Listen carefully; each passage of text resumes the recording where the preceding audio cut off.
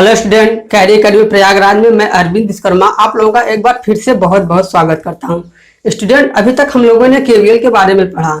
आज मैं केवीएल के द्वारा एक न्यूमेरिकल के लेके आया हूं, जिसमें एक सर्किट दिया हुआ है और इसमें एक किसी ब्रांच में, जैसे कि इस वाले ब्रांच में करंट का मान पूछा हुआ है। आइए देखते हैं कि केवीएल के द्वारा इस करंट का मान कैसे निकालते हैं। तो केवीएल के द्वारा किसी सर्किट को सॉल्व करने के लिए सबसे पहले हम ये देखते हैं कि केवीएल का रूल है क्या। केवीएल के द्वारा, किरचॉफ वोल्टेज लॉ के द्वारा किसी क्लोज्ड लूप सर्किट में टोटल वोल्टेज ड्रॉप का अलजेब्रिक सम 0 होता है। तो यहाँ पे बात आई क्लोज्ड लूप सर्किट की, तो यहाँ पे देखते हैं कि कितने लूप बनते हैं हमारे। देखिए, एक ये बड़ा वाला लूप बन रहा है और एक ये लूप बन रहा है और एक ये लूप बन रहा है। ठीक, यहाँ पे 3 लूप बन रहे हैं। तो सबसे पहले केवीएल के द्वारा मैंने चेक कर लिया कि कितने लूप बन रहे हैं। अब केवीएल के द्वारा सॉल्व करने के लिए सबसे पहले चेक करते हैं कि हमारे केवीएल इक्वेशन कितने बनेंगे। केवीएल इक्वेशन हमने आपको पिछले वीडियो में बताया था कि केवीएल इक्वेशन होता है b माइनस n प्लस 1, जहां यह b क्या है, ब्रांच है,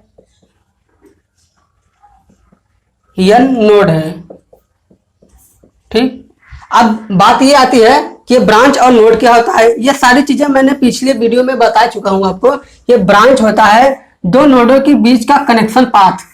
जैसे कि अब बात आई नोड क्या होता है। नोड होता है कि जहां पे 2 या 2 से अधिक पैसिव एलिमेंट मिलते हो और करंट का डिवीजन होता हो। और अब बात आई पैसिव एलिमेंट की। पैसिव एलिमेंट क्या होता है? पैसिव एलिमेंट जो एनर्जी को कंज्यूम करे, जो एनर्जी का उपयोग करे। जैसे कि ये देखिए, R यहाँ पे 2 ओम का लगा हुआ है, यहाँ 2 ओम है, यहाँ 4 ओम है। ये तीनों जो है ये पैसिव एलिमेंट है। तो ये तीनों पैसिव एलिमेंट देखिए यहाँ पे कनेक्ट हो रहे हैं और ये यहाँ पे करंट का डिवीजन भी हो रहा है। तो ये जो है यहाँ पे ये नोड कहलाएगा। और ये नोड का कनेक्शन पाथ देखिए, एक ये कनेक्शन पाथ है, एक ये कनेक्शन पाथ है, एक ये कनेक्शन पाथ है। तो ये कनेक्शन पाथ अर्थात कि ये तीनों क्या है, ये एक ब्रांच बन रह गई, एक ये ब्रांच बनी, एक ये ब्रांच बनी। यहाँ पे 3 ब्रांच बन रही है, तो यहाँ पे बी का मान क्या होगा, 3। ठीक, अब नोड देखिए, यहाँ पे 3 एलिमेंट जुड़ रहे हैं और यहाँ पे 3 एलिमेंट जुड़ रहे हैं। तो ये दोनों क्या कहलाएंगे, नोड कहलाएंगे। ठीक, प्लस 1। तो जो मेरा केवीएल इक्वेशन आ रहा है वो 2 आ गया। अर्थात कि मुझे 2 केवीएल इक्वेशन बना के मैं इस करंट का मान निकाल सकता हूं। तो केवीएल इक्वेशन क्लोज्ड लूप में बनता है, तो क्लोज्ड लूप मेरे ये 3 ठो हैं। तो मुझे किसी भी 2 क्लोज्ड लूप का यूज करके केवीएल इक्वेशन बनाना है। चलिए मैं इस लूप को और इस लूप को लेता हूं। तो मैंने मान लिया कि इस वाले लूप में सब इसमें और इसमें तीनों ब्रांच जो दिया हुआ है, इसमें करंट I1 जा रही है। ठीक, इस तरीके से।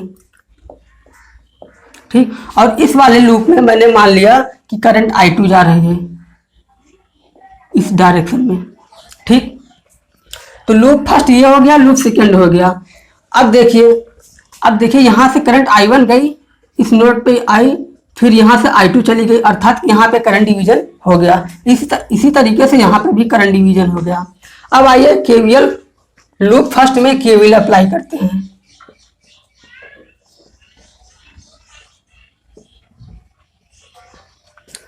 Eight loop first, loop first में केवीएल अप्लाई करते हैं। केवीएल के द्वारा वही रूल लगाइए आप कि किसी क्लोज लूप सर्किट में टोटल वोल्टेज ड्रॉप का अलजेब्रिक सम 0 होता है। तो मैंने आपको बताया था कि जब ये वोल्टेज सोर्स जब दिखे और इसमें करंट इस डायरेक्शन में जा रही है, तो जो लास्ट वाला टर्मिनल है उसी टर्मिनल का साइन मैं लूंगा। जैसे यहाँ पे 20 वोल्ट दिया हुआ है और करंट इस डायरेक्शन में जा रही है, अर्थात लास्ट वाला जो टर्मिनल है उसका साइन लूंगा। अर्थात कि जो 20 को मैं लिखूंगा उसको प्लस 20 लिखूंगा। ठीक, प्लस 20 होगा ये। अब जब करंट रेजिस्टेंस में गई, तो मैंने ये भी बताया था आपको कि रेजिस्टेंस में जो करंट होता है, रेजिस्टेंस के क्रॉस में जो वोल्टेज ड्रॉप आता है वो हमेशा निगेटिव साइन के साथ लिखेंगे। अर्थात कि यहाँ पे -2I1 लिखेंगे। ठीक, अब ये करंट इस वाली ब्रांच में गई, यहाँ पे देखिए एक करंट ये वाली करंट मैंने माना इस डायरेक्शन में आ रही है और ये वाली करंट देखिए इस डायरेक्शन में जा रही है, ठीक। और अप्लाई मैंने लूप फर्स्ट किया हुआ है, अर्थात कि ये I1 को इसको इफेक्टिव मानूंगा, इस वाली वैल्यू को मैं ज्यादा मानूंगा, इसलिए इस ब्रांच में टोटल करंट का मान इस तरीके से निकलेगा। क्योंकि रेजिस्टेंस के क्रॉस में वोल्टेज ड्रॉप निगेटिव होता है तो मैंने निगेटिव साइन लगा दिया। अब इसमें करंट का मान निकालना है, इस लूप को अप्लाई किया हूं इसलिए इस वाले करंट का मान मैं ज्यादा मानूंगा, अर्थात कि टोटल करंट का मान यहां निकलेगा I1 minus I2, I1 minus I2।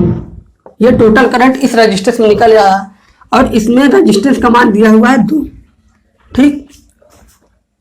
और केवीएल के अनुसार टोटल वोल्टेज ड्रॉप का मान क्या होता है, 0 होता है। देखिए ये वोल्टेज और ये वोल्टेज, उसका अलजेब्रिक समझो 0 आ गया।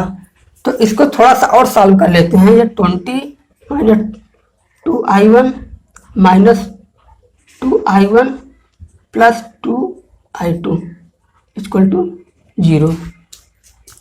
तो ये हो गया 20 minus 4I1 plus 2I2 equal to 0, ठीक। तो यहाँ से आ गया 4I1 minus 2I2 equal to 20। ये मेरा इक्वेशन 1 बन गया, ठीक। अब इस वाले लूप में केवीएल अप्लाई करते हैं। Apply KVL at loop second, ठीक। वही रूल लगाया किसी क्लोज्ड लूप सर्किट में टोटल वोल्टेज ड्रॉप का अलजेब्रिक सम 0 होता है। तो देखिए ये वाला रेजिस्टेंस है, इसमें वोल्टेज ड्रॉप निकालेंगे। तो अब मैं ये लूप अप्लाई किया हूं इसलिए इस डायरेक्शन में जो करंट जा रहे हैं मैं इसको ज्यादा इफेक्टिव वैल्यू मानूंगा, इसका मान मैं ज्यादा मानूंगा, इसलिए इस रेजिस्टेंस में टोटल करंट का मान I2 माइनस I1 होगा, ठीक।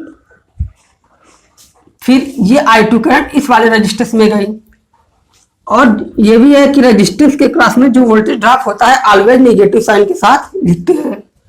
तो यहाँ नेगेटिव होगा और करंट रेजिस्टेंस का मान 2 है। ये वोल्टेज ड्रॉप निकल गया इस वाले रेजिस्टेंस में। अब इस वाले रेजिस्टेंस में voltage drop always negative sign और I2 इसमें गई I2 इंटू 4, ठीक। अब ये करंट देखिए, ये करंट इस तरीके से ऐसे आई ऐसे गई, अर्थात प्लस टर्मिनल से ये बाहर की तरफ जा रही है, अर्थात कि इस वोल्टेज का जो साइन लिखेंगे वो पॉजिटिव साइन के साथ लिखेंगे, अर्थात प्लस 10 इक्वल टू 0। इसको सॉल्व करते हैं। Minus 2I2 plus 2I1 minus 4I2 plus 10 equal to 0। अब यहाँ से देखिए minus 2I2 minus 4I2 minus 6I2, ठीक, plus 2I1 equal to minus 10। यहाँ पे लिखते हैं 2I1 minus 6I2 equal to minus 10। ये इक्वेशन 2 हो गया, ठीक। इक्वेशन फर्स्ट और इक्वेशन सेकंड को सॉल्व करके मैं I1 और I2 का मान निकालता हूँ। देखिए यहाँ पे 20 है, 4I1 है, मैं इस 4I1 को एलिमिनेट करता हूँ। तो यहाँ पे मल्टीप्लाई बाई 2 करते हैं, इंटू 2 करते हैं, तो यहाँ पे हो जाएगा 4I1 minus 12I2 equal to minus 20, ठीक। अब इसको यहाँ पे लिखता हूँ 4I1 minus 2I2 equal to 20, ठीक। ये इक्वेशन फर्स्ट हुआ, ये इक्वेशन सेकंड हुआ। अब इसको सॉल्व करते हैं। चलिए मैं इसको माइनस कर रहा हूँ, तो माइनस करने पे साइन बदल जाता है, यहाँ पे प्लस हो जाएगा, यहाँ पे माइनस हो जाएगा। अब देखिए ये दोनों कैंसिल आउट हो जाएंगे, इधर का मान 12 में से 2 गया, minus 10I2 equal to minus 40, ठीक। यहाँ से I2 का मान निकल जाएगा 4 एम्पियर, ठीक। अभी I2 का मान 4 एम्पियर आया किस डायरेक्शन में, ऊपर की तरफ 4 एम्पियर। ठीक। अब ये I2 का मान किसी भी इक्वेशन फर्स्ट में चाहे रख दीजिए चाहे इक्वेशन सेकंड में रख दीजिए। चलिए मैं इक्वेशन फर्स्ट में रख रहा हूँ।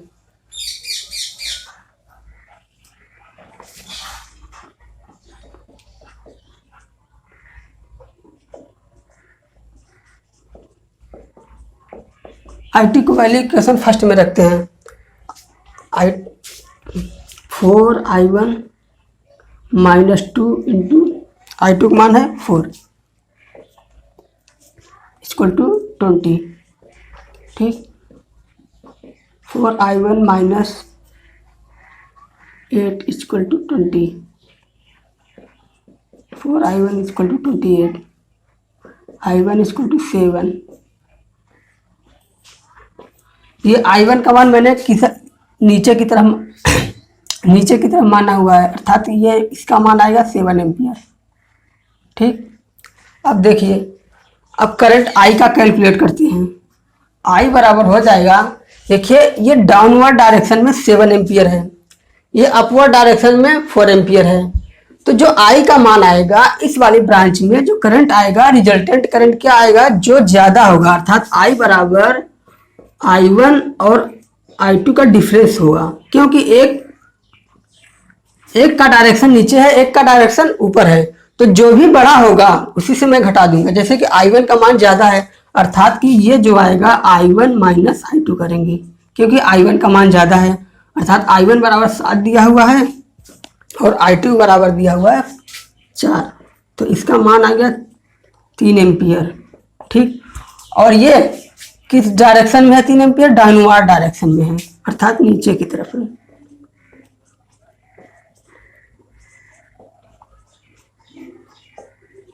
ठीक। इसी की वैल्यू कैलकुलेट करना था मुझे, तो ये KVL के द्वारा इस करंट का मान I निकल गया। तो स्टूडेंट इस तरीके से बहुत सारे न्यूमेरिकल हम लेके आएंगे, जो सारे जैसे TG2 की या JEE के एग्जाम में पूछे गए रहेंगे। तो ये चैप्टर खत्म होने के बाद मैं न्यूमेरिकल करवाऊंगा। तो आज के लिए इतना है स्टूडेंट, अब नेक्स्ट वीडियो में मिलेंगे नेक्स्ट टॉपिक के साथ, तब तक के लिए धन्यवाद।